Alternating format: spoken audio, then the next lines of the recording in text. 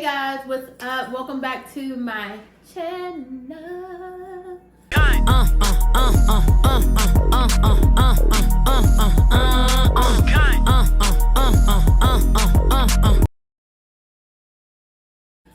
Alright y'all, so I finally did it up for y'all. I finally did my hair and put some dang on makeup on because I'm actually about to leave out. But I was just watching this podcast, y'all, and I got inspired. I was like, you know what? I'm gonna make a video about this. I'm gonna do a little session because I feel like everybody's opinion deserves to be heard, you know? And listen, y'all, I'm gonna tell y'all right now, I ain't no doctor, I ain't no therapist. I just have some experiences. I'm gonna just say that. So this is a little girl talk, a little girl chat, you know, little doop, you know? But before we get into this video, y'all, make sure y'all hit that subscribe button.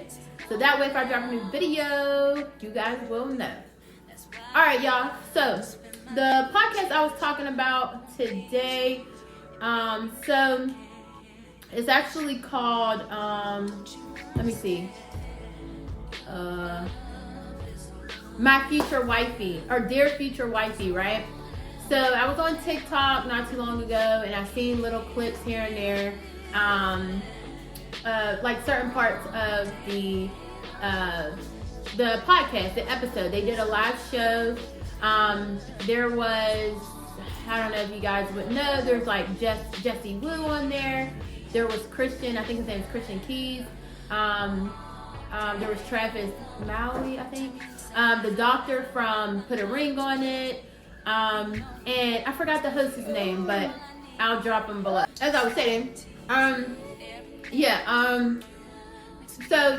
I forgot the doctor, the main person, like the host.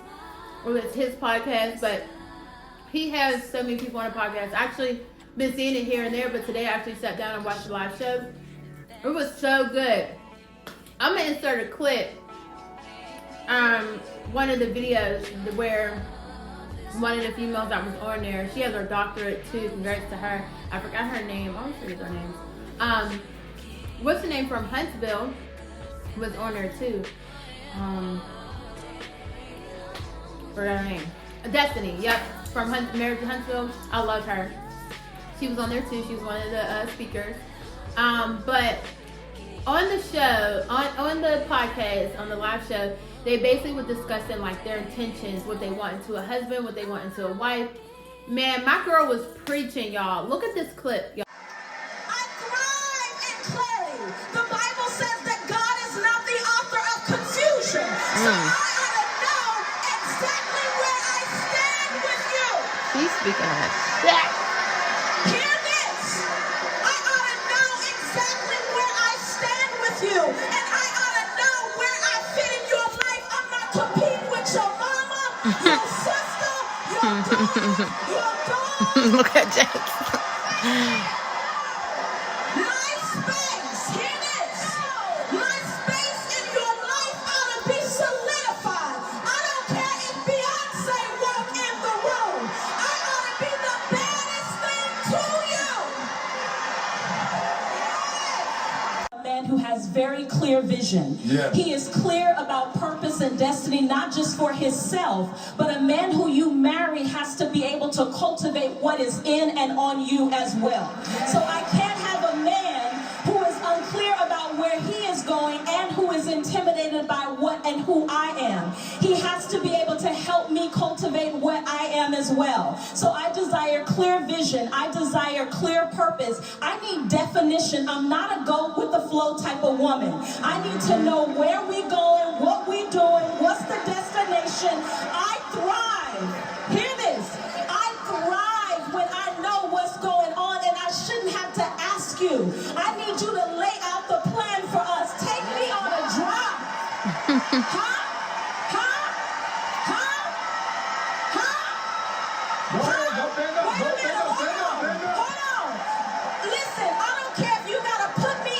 Huh? She was preaching, okay? Like, I loved everything about it. It was like 2.5 hours long. I watched the whole thing. Like, took me a minute to get dressed because I was watching this. Like, one thing they spoke on, which I think women and men, or black women and men, should be very intentional about, is their future husband or future wife, their future spouse, whatever it may be, dating, what they look for in a mate, things like that. I think that is very, very important. And I actually found out they have journals, and I think this will really help a lot of my friends out, because a lot of my friends are very intentional when they are dating. Like, one of my best friends is married, and my other, I don't really have a lot of friends, I'm gonna tell you that. I have a lot of associates, but I have probably about good 3-4 friends, you know. But one of my bestest friends, I have like 2 best friends. One of my best friends is married. She's been married for over like 4 or 5 years. And we're like this, and we think alike about everything. One of my other best friends, she's single right now, but she's dating. And when let me see, how can I put this? I love how intentional she is when she's dating. I love the boundaries that she has. I love she knows what she deserves. She knows what she wants.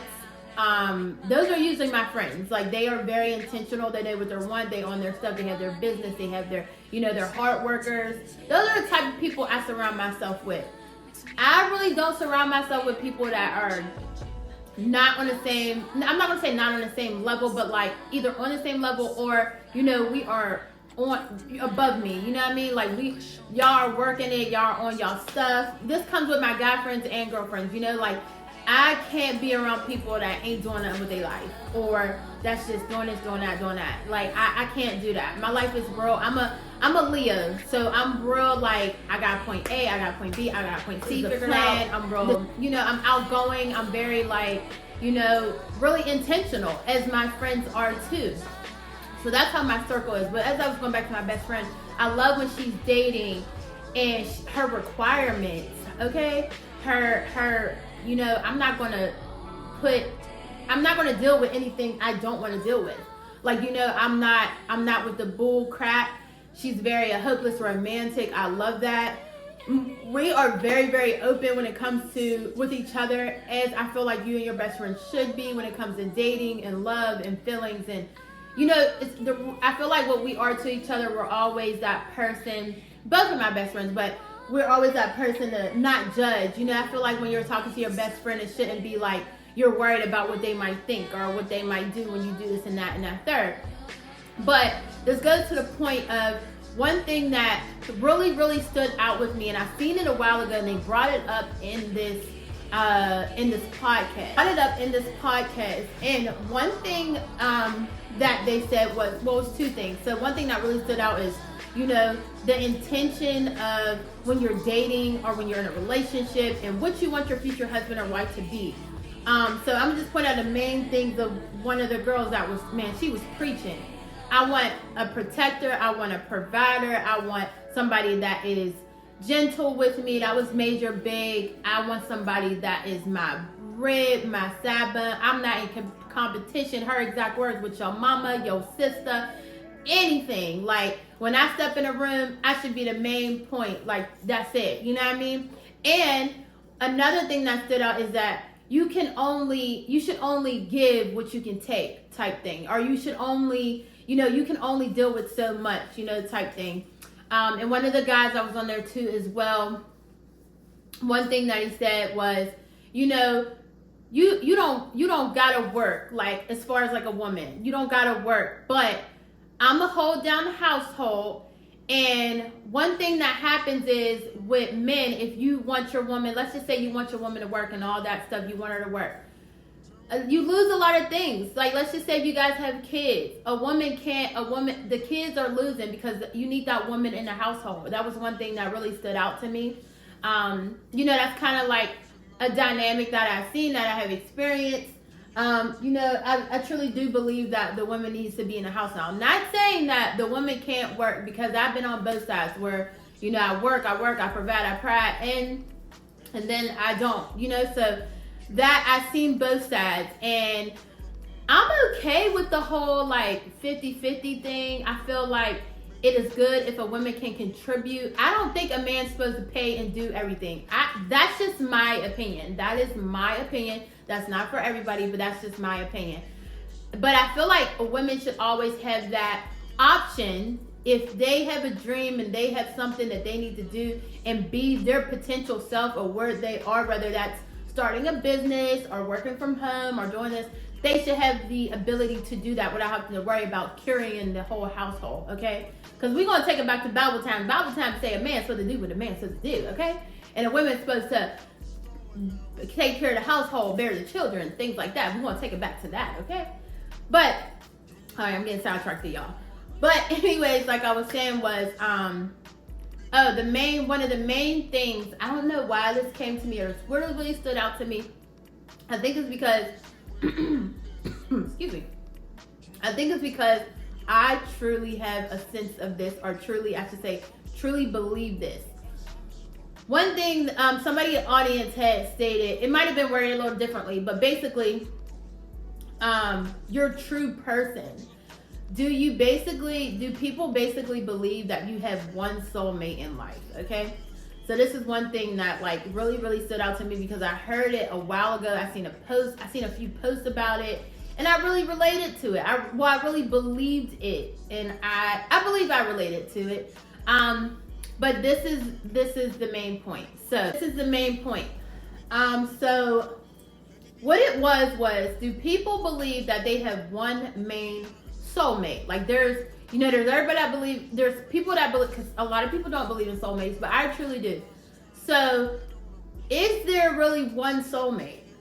Ask yourself, do you truly believe that for everybody out there, if you do believe in soulmates, that there is only one person for you? So in my opinion, and what they touched on in the podcast, I personally, this is just me, there's other people that think like me too, but in my opinion, I truly don't believe you have one soulmate. I actually think there is 3 soulmates that you have, and I'll explain the 3. So, your first soulmate, I believe you meet them very young, and you're like starting dating age. We'll say like, maybe like, I'm gonna just give a roundabout age. Maybe like 8, I don't even say 18. Maybe like 18 to like mid 20s or beginning 20s, around there. 18 to 22, 24, something around there. I truly believe that's your first person that teaches you how to love. That is your first person you feel like you will do anything for. That is your first person you learn how to love yourself and that person. Truly believe what love is and what you have to give and what you have to offer. That's your foundation for what love is, or like what you really want it to be, or your vision is. Now your second soulmate, I feel like is around your mid-20s. Like that's where it is to like 30, like mid-20s to 30s or something like that. I truly believe that is your second soulmate. So that person, you love them, you'll do whatever it needs to. You gonna go through some shit, okay? You gonna go through some, excuse my language, you gonna go through some shit with that person. I mean, like, y'all really gonna have some tribulations, I'm sorry. Y'all will really go through it, like, together to the end, where y'all feel like this is it. You can see marrying this person, you can see being with this person, but in the back of your head, you might have some doubt. You just might not be too sure. It might be kind of iffy. You just really don't know. What this does with this second soulmate, you love them. You feel like you'll do anything for them. But what this does is, and you may not see it at that point, but this person, this soulmate, is setting up for your true soulmate, your third soulmate, and that's like late 30s ish, I think.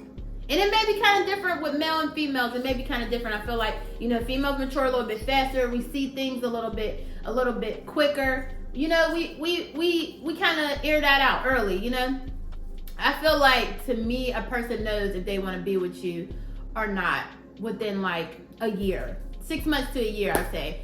Especially for women. Now, men is kind of iffy because sometimes some men don't know what they want until later in life, but females are like really good on that. You know what you want to tolerate, you know what you want to be around, you know what you have your standards, if it's your standard or not, and what you want, you know? And a lot of women are hopeless romantics, but as I was saying, that second soulmate sets you up to know what you truly want when it comes to love, and what you don't want, you know, when it comes to love, or in a spouse, or in a soulmate, in your person. That second soulmate really sets you up for that. That's what I truly believe. Now, when you meet that third soulmate, that's it. And at this point, everything should be intentional. Everything should be lined out of what you want, what you're not going to deal with, what you should. You don't have to deal with the. Not saying this relationship is perfect, because everything, you know, every relationship is not perfect, but it doesn't hurt. It doesn't cheat. It doesn't lie. It's like your main foundation. It's everything that you want. You don't have to say, well, this is what I want in you. This is what I want you to give. It's it. You see the white picket fence. You see the house. You see the kids. Y'all doing bank accounts together. Y'all buying houses together. Y'all got that foundation. This is it. And that's your soulmate. That's your person. That is the one person that you look at and you be like, damn, I'm so lucky to have them. That's that person. And I just now thought about that because I was watching that podcast and I'm like, damn. I always say that. I used to always say it. Once I've seen, and I actually seen this when I was probably in like high school or something, and I seen this and I was like, damn, I wonder if that's true. Until I went through certain stages. We'll just say that. Now what stage I'm in, who knows? I know I'm past my first stage. Let's just say that, because I'm not that age. I'm 30. So we're just gonna say that. But yeah, like you know when you know, and I truly believe that too. When you know, and when you know something's right, and when you know something's wrong. And I can speak for myself. Not everybody thinks this way, but I think that's a good way of, you know, thinking about love and soulmates and things like that. Now, this is just my opinion. I truly believe this. There's people in the world that do not believe in soulmates. There's people in the world that don't believe dating with intentions, okay? I feel like more people, especially in my generation, I'm sorry to say it, but especially in my generation, we do not date intentionally, okay? We don't date because a lot of people nowadays, I'm sorry, just don't believe in marriage. They just don't. My generation do not believe in marriage anymore. They're more like, and it's honestly, it's crazy because I see a lot of people that were younger than me in high school that are already married. They've been married early 20s, like 21, 22. And I'm like, y'all. Like, teach our generation something, because the people in our generation just don't get it. They just don't get it, okay? Like, what is it? It's giving immature. It's giving the generation before us is ahead of us. Like, that's exactly what it's giving. The generation before us is ahead of us. And that is a shame. That is ridiculous. We're supposed to be the examples for the younger generation, and we are not. This generation is just, my particular generation is just lost on a path, and I have no clue where it's going.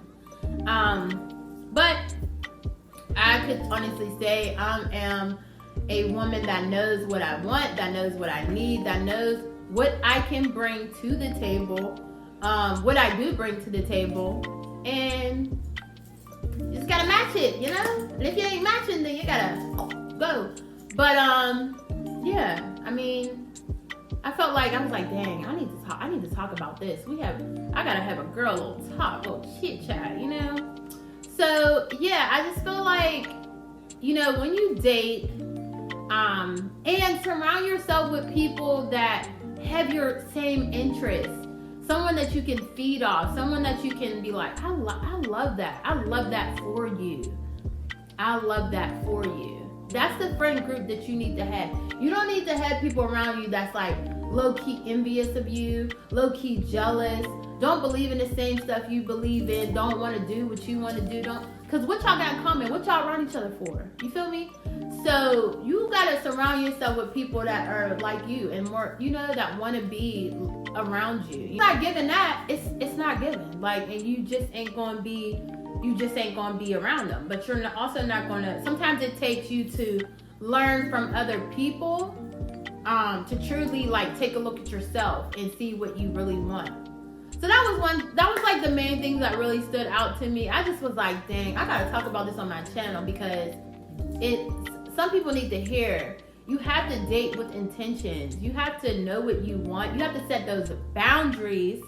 Okay, that's very important when you are dating or with somebody or whatever. Set those boundaries. And men or women, set those boundaries and believe that you don't have to put up with nothing that you don't want to. Nothing. There's no guideline to say, well, if you love this person, you gotta do this. You gotta put up with this. All their bullshit. No, you don't. No, you don't. No, you don't. If in your heart you have a boundary that, you know, you don't want to put up with or whatever the case may be, don't put up with it. Do not. Don't put up with it, you know? So that was just my little take on love, relationships, boundaries, and soulmates and all that good stuff. Make sure y'all hit that subscribe button. Thanks so much for you guys for listening, and hopefully you take away something from this. I love you.